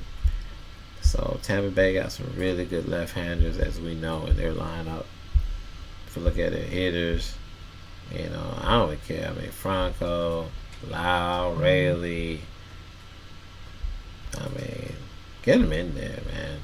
Get a Tampa Bay stack in there. All right. I mean, it's 9.5. Even with Eflin on the mound, 9.5 over under. So that speaks to offense. You can take Eflin in this game because of his strikeout presence, but I like the bats in both sides. I mean, this is a game where you can probably get some bats out of the Rays, get a couple out of Arizona, mix it in with some in the early games, I don't think, you know, you're going against a team that's number 1 in their division, and I don't really believe, because of that metric, that paying almost $11,000 for Eflin against a team that's first in their division, it's fair to say. And looking at what he's done lately, paid $10.4 for him against San Diego, 15.9. $11,000 against Oakland gave you 10. I don't give a damn. I'm not finna pay $11,000 for him going against Arizona. So you know, you gotta let him beat you. If he gets 34 points like he did against Minnesota, where he just had a great day, but you need to be able to roster some bats for a guy that, you know, like, he ain't putting up Snell kind of numbers. right? I mean, Arizona's a good team. So I'm not gonna say not play Eflin, but I don't like the salary. All right, so let's move. That's it. That's it. Okay, I think I got New York, Yankees, and Oakland. I skipped over that one. Man, this guy here is here an Achilles heel, boy. Domingo Germán and his counterpart Severino. When you look at a pitcher that's giving you negative fantasy points in consecutive games, you just hit the X button. It is fantasy, anything can happen, but you let him beat you. Germán's salary should be $4,000 after a damn performance like that against Seattle. It was one of the most frustrating games I've ever had to witness. Especially for all the people who rostered him. So I mean, if you're injured or something, man, just go on the 10-day DL, man. You got people betting on you. You play for a historic franchise. It's fighting to try to, be in contention. And you give up 10 runs in 3 innings. Somebody should have handcuffed him on the mound and before he went to the damn showers. Okay? Now you can play the sports psyching game and from a fantasy standpoint say, oh, Germán is going to come out with this wonderful game. You can hear it now. Germán looked terrible in his last game, and he has a 20 fantasy points performance. He has 7 strikeouts and no earned runs in 5 minutes. That's what happens in fantasy. They look like trash the previous 2 weeks, and they come out and look like gold the next week. Come out with this 36 fantasy point game like he did against Minnesota. Now, I will say this. This is a bounce back spot for him going against Oakland. He could bounce back. Now, Oakland, I like Oakland, man. Oakland got some good lefties in their lineup. But somebody's going to drink the Kool-Aid and they're going to take Germán and they're going to hope that he bounces back in this game. Seth Brown and Noda. Ruiz gets on base. He got the green light. And he's going to cause some issues when Noda gets up there. And Brown. Again, they got Laureano out. But still, they got Bleday. I mean, this team don't have big names. But they play, when they get runners on base, they're learning how to bring them in. Let's look at a matchup. So, even with all that going on with Germán, let's see what covers and the big boys got to say. Let's see what they got to say. Let's see if I can catch up with them, man. Alright, so, again, 8 over under. Kind of interesting. Especially with the way Germán been pitching. 8 over under in this game. So they giving Sears a lot of love because trust me, I mean, Yankees ain't been hitting the ball that great either. I do think they got a better roster overall, but this is a game that Oakland can definitely win. I ain't gonna lie. If you're a betting man, you want to take a risk. This is a great risk right here, man. Cause hey, to me, I know you got some Yankee fans that gonna come across this stream, man. But hey, your pitching for the Yankees ain't really hitting on nothing. They're 4-6 in their last 10. Oakland, they're 2-8 in their last 10. At least they won their last game. Again, their record is not bad. I mean, it's bad, but they have nothing to lose, and that's what makes it dangerous for a guy like Germán that's trying to find himself. If he start walking people, man, it's gonna be bad news. Bad news. So Sears is the lefty at that. And what you gotta understand about that takes a little bit of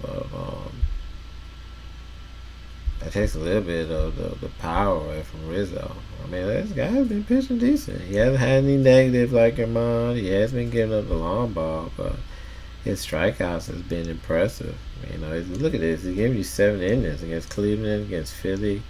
He's learning. He's coming into his own. Of course, he's not getting a lot of run support. He's 1-5. He's playing on a bad team.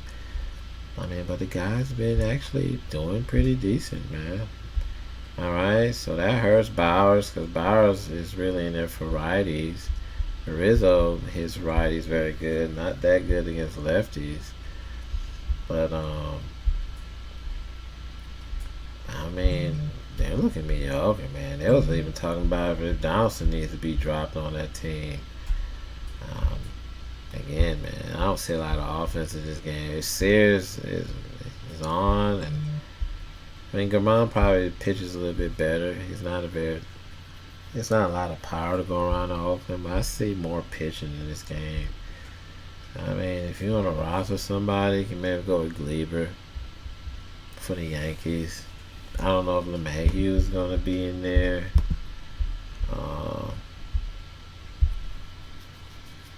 Again, he's been bad all year. He's been striking out a lot. No power to be seen. This guy used to bat 300. I don't know. He's playing with an injury or what. But it's not a lot to really like. Maybe the speedsters might get up on the right side of it. Maybe Volpe and Ruiz might have some inner competition to see who can get the most stolen bases. Maybe you can do that. I'm not excited about that game at all. But I mean, on paper, if you bet the game, maybe Germán comes back. He's gonna be lowly owned. Yeah, I'm gonna tell you that Germán's gonna be lowly owned. No one's gonna take a risk because nobody knows if he's pitching with an injury. Nobody knows if his head is fucked up. Like, what the hell is wrong with this guy, man? Like, you just coming out there and getting shelled. I mean,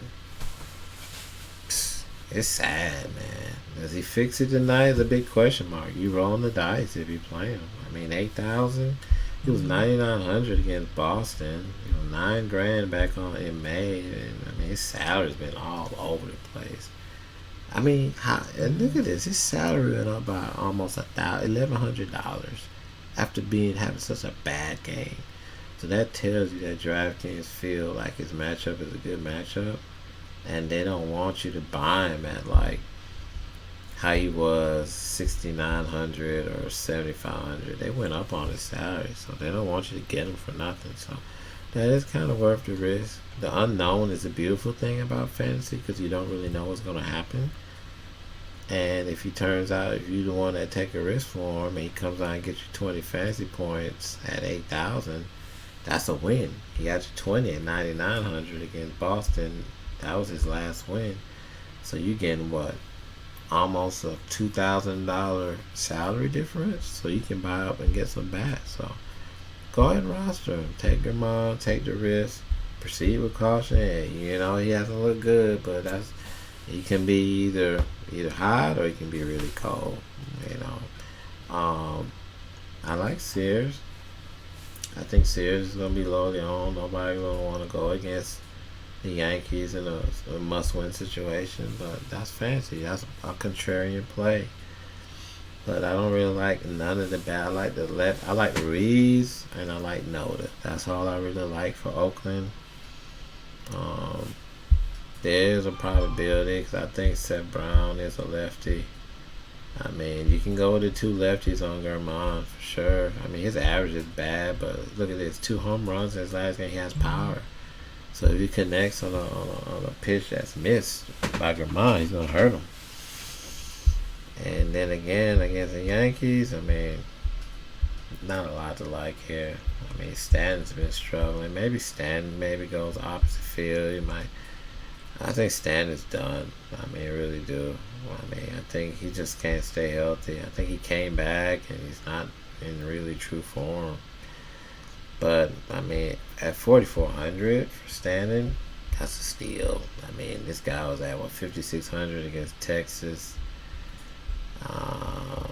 He's normally over $5,000, so he's declined in salary. It shows how much of a slump he's in. But you can go with the power guys, Torres, Stanton.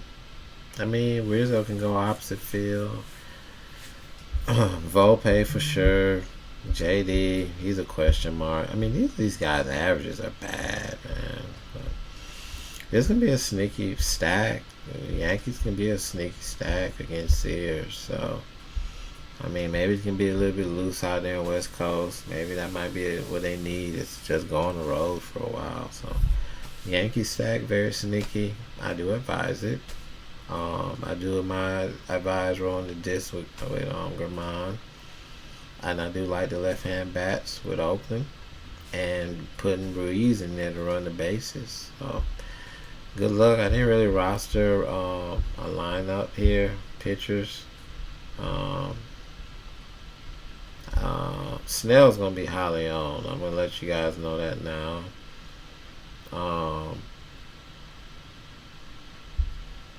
He had a roll with him.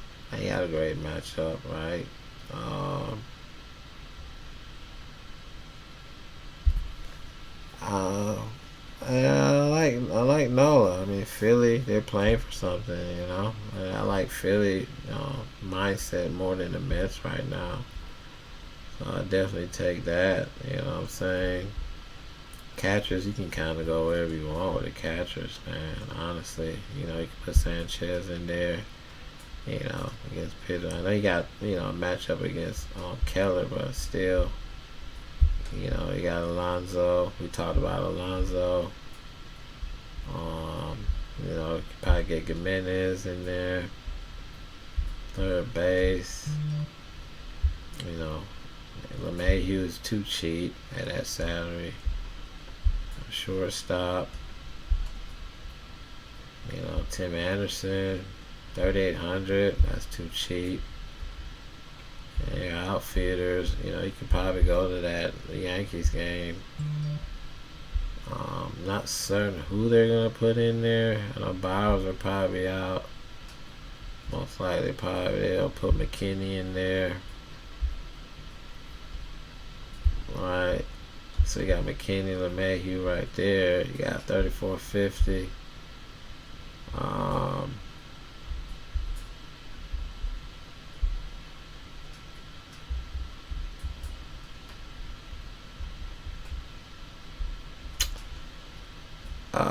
Do like Castellanos a lot in that middle order. Or what you could actually do, since we don't have a lot, we can stick with the Mets here, and you can go with Marte. So yeah, Alonso and Marte, and then you got $3,000 left. I mean, you could drop Kana in there. I really like Fam. Maybe, you know, you can get some of those Mets bats in there. But if you go back to all games, and then you go down, you know, got Kiermaier, got Benintendi, Melendez, Belt, Haas. You know, you can.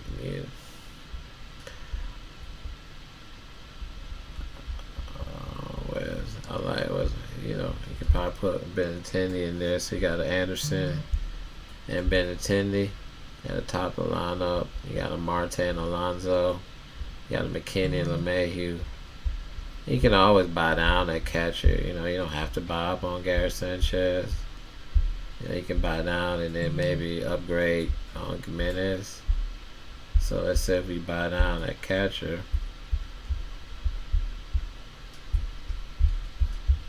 go up here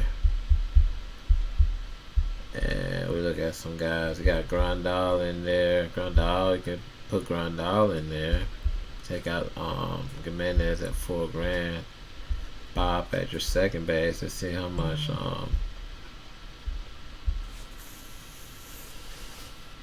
look at that. You can get Araras in there. You can get Glebe in there. Look at that. You can get Glieber in there. I like Araras, but I don't have any Miami guys in my lineup. Alright, so the best look is Glebe. I ain't gonna put Glebe. So you got Glebe, LeMahieu, McKinney. You got some Yankees in there. You got your Benintendi and that. And you got your Alonso. So basically it's a one. You got 3 White Sox, 3 Yankees, 2 Mets. Great lineup right there. It's a really good lineup. So it's a good construction there. Alright, man. Well, I hope y'all definitely enjoyed the content. I know it's kind of lengthy. And 2 hours, man. So y'all got plenty of time to look over it. Once you get into the content, You know, you can kind of scroll through. It's you know, once you open up the content, if you want to go straight to your game and hear my analysis, that's probably the fastest way to kind of get to what you want. Okay. All right. Good luck to you guys, man, and appreciate y'all tuning in. Good luck to you.